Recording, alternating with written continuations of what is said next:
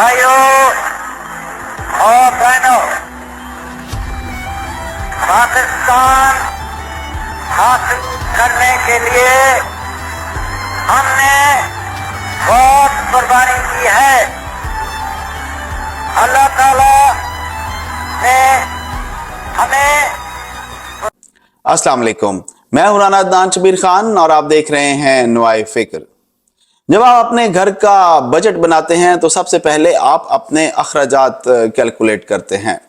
आपके अपार्टमेंट या घर का किराया, गाड़ी की किस्त, गाड़ी की इंश्योरेंस, बिजली का बिल, गैस का बिल।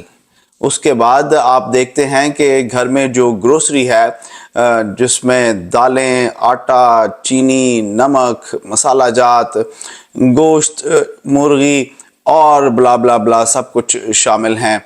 तो सबसे पहले आप एक महीने का वो अपने अखराजात जो हैं वो कैलकुलेट करते हैं। उसके बाद जब वो सम टोटल आ जाता है तो फिर उसके बाद आप देखते हैं कि आपकी आमदनी क्या है। अगर आपके अखराजात आपकी आमदनी से ज़्यादा हैं तो फिर आप बैंक से लोन लेंगे, क्रेडिट कार्ड यूज़ करेंगे या अपनी ऑलरेडी कोई सेविंग में से पैसे यूज़ करेंगे, या अगर ये फ़र्क बहुत ज़्यादा है तो फिर आप अपनी जायदाद में से कुछ बेचेंगे। लेकिन आपने ये दोनों एंड्स जो हैं किसी तरीके से मीट करने हैं ताकि आप अपनी रोज़मर्रा ज़िंदगी को चला सकें और उसकी ज़रूरियात को पूरा कर सकें। पाकिस्तान में अखराजात ज़्यादा हैं हुकूमत के और आमदनी हुकूमत की कम, और उसकी वजह से वो टैक्सेस का बोझ अवाम पर डालते चले जाते हैं और इसको एंड्स को मीट करने के और भी बहुत सारे इकोनॉमिस्ट्स के पास तरीके होते हैं। चलते हैं अहमद के पास और उनसे पूछते हैं कि ये फॉरेन इन्वेस्टमेंट क्या होती है। हम हर वक्त कहते हैं जनाब वो MBS साहब आ रहे हैं, सऊदी अरब से इन्वेस्टमेंट आ जाएगी, चाइना की इन्वेस्टमेंट आ जाएगी। और अब पिछले दिनों हमारे वज़ीर आज़म UAE गए क्योंकि MBS साहब तशरीफ़ नहीं लाए, और वो जो उन्होंने वादा किया हुआ था कि वो इन्वेस्टमेंट लेकर आएंगे, तो वो इन्वेस्टमेंट पॉज हो गई या डिले हो गई। तो वज़ीर आज़म साहब UAE गए और फिर वहाँ से कुछ वादे इन्वेस्टमेंट के लेकर आए। ये इन्वेस्टमेंट कैसे काम करती है, एक लेमैन आदमी के लिए, मेरे जैसे आदमी के लिए इस चीज़ को समझना बहुत ज़रूरी है कि हाउ इट वर्क्स, क्योंकि मुझे तो नहीं पता कि मुल्क की इकॉनमी कैसे चलती है। तो इस चीज़ को समझने के लिए कि ये इन्वेस्टमेंट, फॉरेन इन्वेस्टमेंट या लोकल बंदे की इन्वेस्टमेंट, ये एक ट्रिकल डाउन इफेक्ट उसका नीचे गरीब आदमी तक कैसे आता है, Ahmad is the right person. जी अहमद, हमें थोड़ा सा इनलाइटन कीजिए। जी अस्सलाम वालेकुम राना साहब। वो सिचुएशन ये है कि सऊदी अरब के जो प्रिंस हैं उन्होंने आना था और आके ऐलान करना था कि यहाँ पे पाकिस्तान में इन्वेस्टमेंट करेंगे। 5-10 बिलियन डॉलर तक का सुना हुआ था, 15 भी हो सकती थी। तो हम बहुत पुरुम्मीद थे, बहुत ज़्यादा उम्मीदें हमने लगा के रखी हुई थी। तो वो मसरूफ़ हो गए, पाकिस्तान नहीं आ सके, कुछ मुल्की हालात, कुछ अपने उनके अखराजात। उनका न्योम का एक बहुत बड़ा प्रोजेक्ट था जिस पे उन्होंने सैकड़ों अरब डॉलर लगाने थे, वो तकरीबन नहीं चल पाया, तो उसको उन्होंने छोटा कर दिया प्रोजेक्ट को। चंद बिलियन डॉलर से वो प्रोजेक्ट चला रहे हैं। तो इसी तरीके से पाकिस्तान में भी उनकी इन्वेस्टमेंट के अच्छे खासे प्लान थे। इंडिया का जो प्लान थे वहाँ पे उन्होंने इन्वेस्टमेंट कर ली, पाकिस्तान नहीं आ रहे, तो हम ज़रा फंस गए, क्योंकि इस इन्वेस्टमेंट के साथ, इस पैसे के साथ IMF का प्रोग्राम भी जुड़ा हुआ। IMF सऊदी अरब, UAE और दूसरे ममालिक, चीन वगैरह, उनसे पूछते हैं पाकिस्तान को कर्जा देने से पहले कि क्या आप इन्वेस्टमेंट करेंगे, क्या आप इनको कर्जा देते रहेंगे। तो वो जब यस कर देते हैं तो फिर IMF भी पैसे दे देता है कि हाँ इनकी पोजीशन कंफर्टेबल है, क्योंकि जो बैरूनी अदायगियाँ हैं डॉलर्स में, जो पेमेंट हमने करनी है तिजारत के लिए बाकी, उस में बैलेंस ज़ीरो करना होता है, यानी जितनी अदायगियाँ मुतवक्को हैं उतने हमारे पास डॉलर होने चाहिए।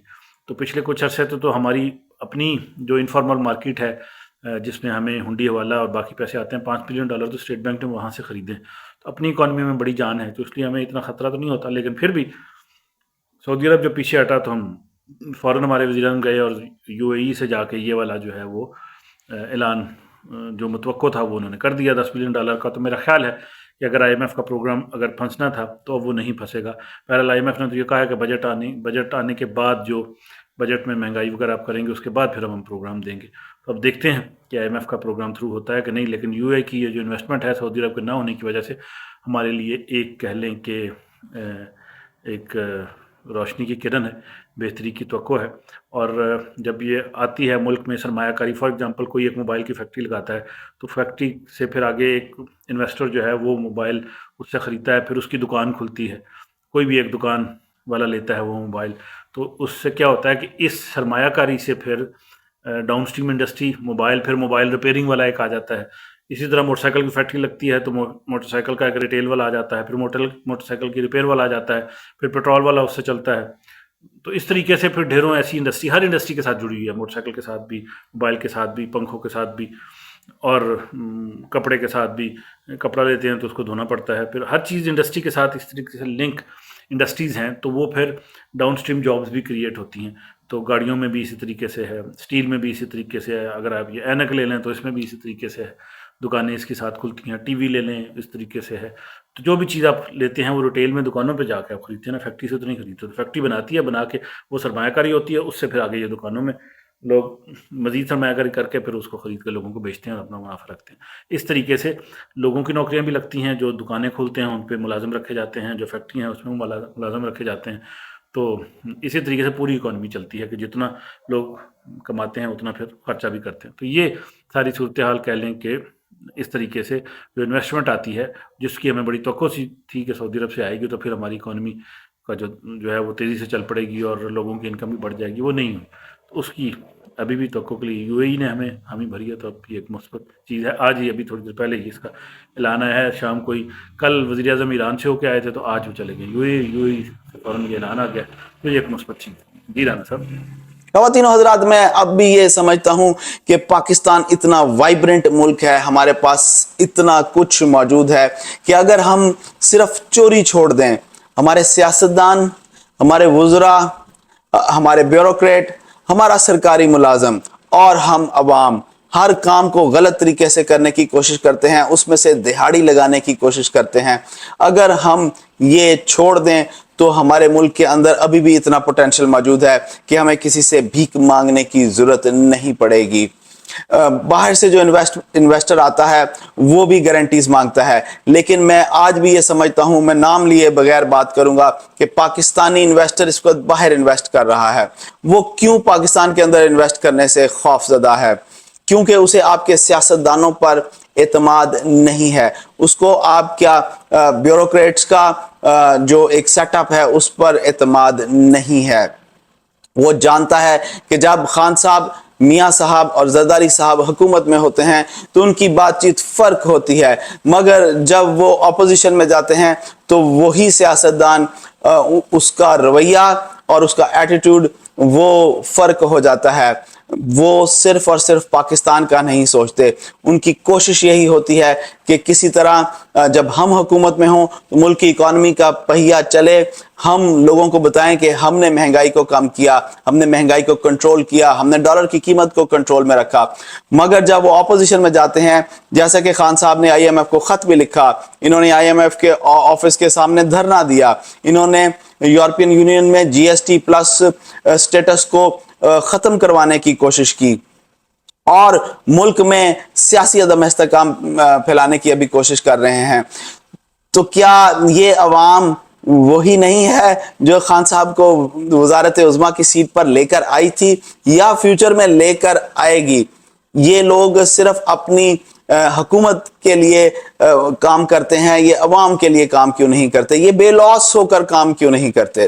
اگر آج بھی ہمارا سیاستدان، آج بھی ہمارا بیوروکریٹ بے لوث ہو کر اس ملک کے لیے کام کرے تو ہمارے پاس ملک کے اندر ایسا انویسٹر موجود ہے کہ ہمیں کسی کی طرف دیکھنے کی ضرورت نہیں ہے.